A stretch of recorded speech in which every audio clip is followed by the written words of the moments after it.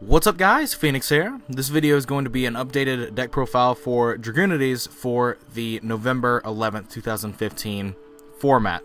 Now, a lot of things have changed in the terms of the metagame that you have to be prepared for. Things have become a little bit more clear-cut, so as such, this deck can become a little bit more clear-cut and streamlined in its, functionality. Now, I don't have all the cards that I needed to do this deck profile, specifically the anti-spell fragrances that you see in the trap card lineup. So I just decided that instead of proxying them, I was just going to take a bit of a cleaner approach and just do it through DEVpro, using that as the system to do the deck profile and card, showing. So anyway, this deck used to have to do a lot of different things because of Necros existing in the format and being really quick and really threatening.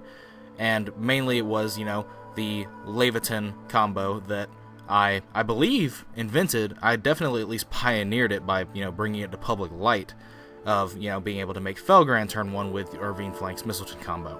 But I don't believe that is necessary to do anymore, specifically because Necros is more than likely going to be phased out. The deck is still playable, but I don't believe it is the best deck. It might still be tier 1 status with some other builds that I've also been testing, but I don't see it as being a big enough threat to have to completely dedicate yourself to that high risk, high reward combo that the Leviathan Felgrand combo was. But anyway, enough rambling. I'm going to just get into the deck list and then explain card choices as I go.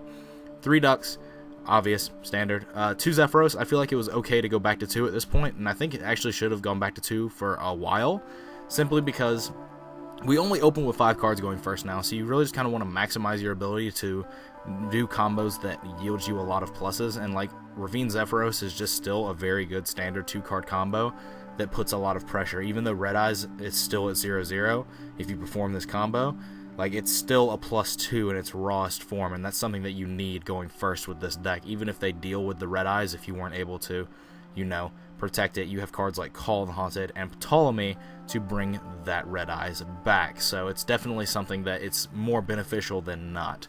And I just wanted to up the percentages of having one of these, explosive combos going first. And adding a second Zephyros was something that bolstered those percentages.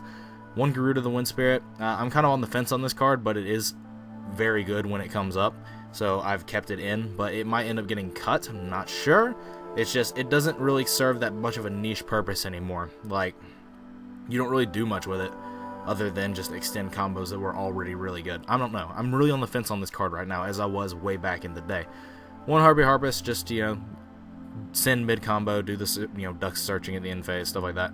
2 copies of Mistletoe. If I cut Garuda for anything, it would be for a 3rd copy of Mistletoe, because the cards essentially serve the same purpose, but Mistletoe is just better at overall combo starting, and as well as you probably want more of that in this deck. I'm not 100% sure. I've only had very minor testing with this deck since DEVpro updated to the new TCG ban list. So I've only had very minor testing, but so far, this is the conclusion I've come to, and I'm still just playing 2 of this. But like I said, if I cut Garuda for anything, it would be for the 3rd copy of Mistletoe. The 1 obligatory Red Eyes, 3 copies of Phalanx, and 1 copy of Achilles. I don't have Legionnaire in the main deck, but they are in the side deck for slower paced decks that you have to deal with those with. But having Achilles as an option off of Divine Lance, as well as just being another tuner to be a card's constant target, it came up a lot. Another tuner to summon off of, a Tum. Various things came up where Achilles being usable with Vajrayana, that interaction was just very, very critical and useful. So I put it back in the main deck, and it also just makes it easier to side deck because you can just put the Legionnaires in the side deck and swap those in, and your Achilles is already where you need it to be. Things like that. But for the spell lineup, 3 Dragon Ravine, 3 copies of Chicken Game, alongside triple Upstart to make the deck essentially a 34 card deck. It's not specifically 34 cards, but technically it's 34 cards at its max. Depending on what order you draw Ravine and Terraforming in, the deck count basically, it's very hard to calculate percentages with this deck at this point because of the nature of how it operates, of percentages of opening, like favorable hands, combo cards, things like that, mind you, because the deck fluctuates anywhere between technically 31 cards to 34. At its max, it's 34 cards because Chicken Game is another playset of Upstart Goblins. But depending on the order in which you see Dragon Ravine versus Terraforming, your deck fluctuates between 31 to 34 in terms of actual card count with how much you're thinning your deck. For example, in your opening 5-card hand, if you see a Terraforming and, if you see a Terraforming and 4 other cards that aren't Chicken Game or Upstart Goblin, your deck is 34 cards because you have a full playset of Upstarts and a full playset of Chicken Game in your deck. So when you draw those cards, you are going to be playing them. But in the pure essence of, technicality speaking, if you draw in your opening 5 a Dragon Ravine and then a Terraforming, your deck then fluctuates to less than 34 cards, technically, because you're going to be Terraforming for Chicken Game instead of a Dragon Ravine. It's very weird, and it makes it to where, the percentages that you get for calculating, favorable opening hands are very strange, and you just kind of have to be general with it, and calculate it out as a 34-card deck. But even though that, is the generalized calculations that I usually use now, they're not 100% accurate, and they can definitely fluctuate and be a little bit better than what they actually are on paper because of the way how this deck uses Dragon Ravine, Terraforming, and Chicken Game. Just something to consider. But anyway, 1 Foolish, the triple Terraforming, 2 copies of Divine Lance. I see no reason to play 3. It's very cloggy, and I only wanted 4 cards to work with the 4 tuners. I mean, that's really just the true essence of it all, is that I didn't want to overcommit cards that had to work with the tuners. And plus, this card had a really niche interaction of being an out to towers with Vajrayana, but you don't need that out anymore. And it was an out to window with ducks, but again, you aren't going to need that as likely because the Shadal deck and the Klee decks have been hit significantly. Towers is banned, Construct is banned, thus meaning your chances of running into Shadal decks that are making window should be lesser. So I felt like playing 2 of this is just fine. 2 of this with 2 cards of Constants has been working fine for me so far. But, I mean, if I were going to up either of these to 3, it was probably going to be cards of Constants because that allows you to dig further into your deck regardless. But triple Upstart, Soul Charge, Raigeki. For the trap lineup, a single Call the Haunted just because that's all I could find, room for. I was on the fence of whether or not this should be Jar of Avarice, but Call the Haunted just seemed a bit better because you can just Call the Haunted back anything and use it as a combo piece, or Call the Haunted back Red Eyes and get pluses off of it. Things like that came up. Triple Anti-Spell for Floodgates against Pendulum decks.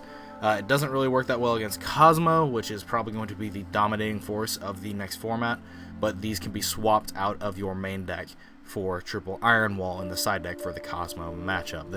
It's definitely easy to work around with. Double Breakthrough Skill, Vanities, and Warning finishes out the traps. For the extra deck, 1 copy of Dweller, simply because you have accessibility into it with Soul Charge, Garuda, Call the Haunted, things like that. This card is accessible, and you can make this against, whatever BA matchup is lingering around, but more importantly, Cosmos, and start running over their ships with your naturally big monsters, thus allowing you to have, something of a favorable time during that matchup, because it's really hard for you to muscle through their ships if they get a Forerunner out really early. It's really hard for you to muscle through that, even though your deck does nothing but shit out big monsters. And you can get over Forerunner using Vajrayana. You can get over any ship in that deck using Vajrayana's boost ability, but they're going to keep summoning little ones, and you kind of have to make a play line that goes into Dweller and then has a way to get over their ship, and then you can go from there. So that's why it's in here. 1 Atum, 1 Ptolemy, 1 Bouncer, 1 Gaia Dragon, the Thunder Charger. There was room for all these to go back in because the Felgrand got cut, thus meaning the second Atum could be cut because it wasn't necessary for the combo, things like that. So that's why this extra deck is actually just feels a lot better now, because it just generated extra space by having to not play that combo anymore to play around Valkyris, or play through Valkyris rather. Triple Vajrayana, 1 Gatorg, 1 Stardust, 1 Stardust Spark, 1 Thought Ruler, 1 Scrap Dragon, 1 Crimson Blader, and 1 Trident Dragon. Now, Crimson Blader I really like in the Cosmo matchup because it prevents them from laddering up as well. It prevents them from using Strawman to get back their banished ships. It prevents them from banishing their Cosmos on field to get the big ships out.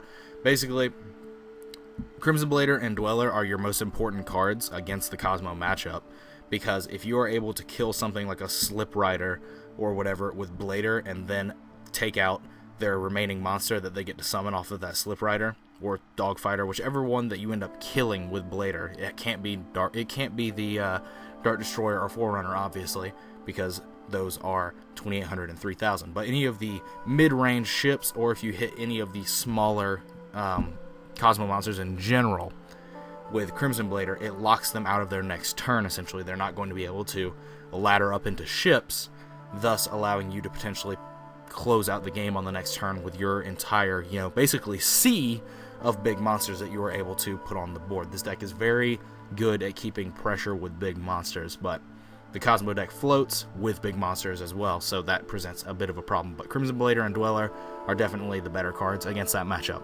Then one Trident Dragon, just because I had space, and also because I needed a card that I could make that would close out games. I wanted the last card in my extra deck to be a card that would just steal games for, free, where, like, if I was in situations where I was losing, if I let my opponent have another turn, or I could just win now, I wanted Trident Dragon to be that last card in the extra deck to potentially have those options. So, there is that. All these cards in the side deck are just cards that I had considered, triple Iron Wall for the side deck. I considered a Mind Crush in the main, but I didn't really see a need. Same with Jar of Avarice. I felt like Call was just better. I thought about playing 3 Zephyros for a while, but then ultimately just scrapped that idea because Ravine Zephyros, while good, it isn't as ideal as it could be. I'd rather play the 3rd Mistleton before I played the 3rd Zephyros. Multiple factors like that. The 2 Legionnaires for the side deck, I debated on maining a Legionnaire for a while, but it just ultimately wasn't worth. So they're just in the side deck, and then it's the Leviathan and Felgran that just got moved out of the deck, and they're just here because I just was playing around with deck ratios, so pay no mind to this. But anyway, that is my current Dragunity list that I'm testing, utilizing, just trying to floodgate out the new Pendulum decks, and then try to do whatever I can against Cosmos, essentially. But anyway, if you have any questions about this deck, leave them in the comments down below, and I will try to address them. But as always, guys, thanks for watching. Like, comment, subscribe, do all that nonsense. Like the video if you like the content I've been producing and want to support my channel's growth now, as well as in the future. Links are in the description to both my Facebook pages. If you want to chat with me, do whatever, definitely check those out. Click on that if you have not. I'd greatly appreciate it. It helps me make money, and there's no reason to lie to you guys about that. If you have an ad block enabled, just do me a favor. Take a couple seconds out of your day. Disable your ad block. Refresh the video. Click an ad or 2, however many you want to do. Then put your ad block back on when you're done. Take seconds out of your day, no money out of your pocket, and it's greatly beneficial to myself, and I would be greatly appreciative if you did so. And if you were trying to support me, that would be the ideal way at this point, and probably the best way at this point for you to do so, because it helps me out more than you could ever know. But anyway, that's all for this video, and as always, guys, take care.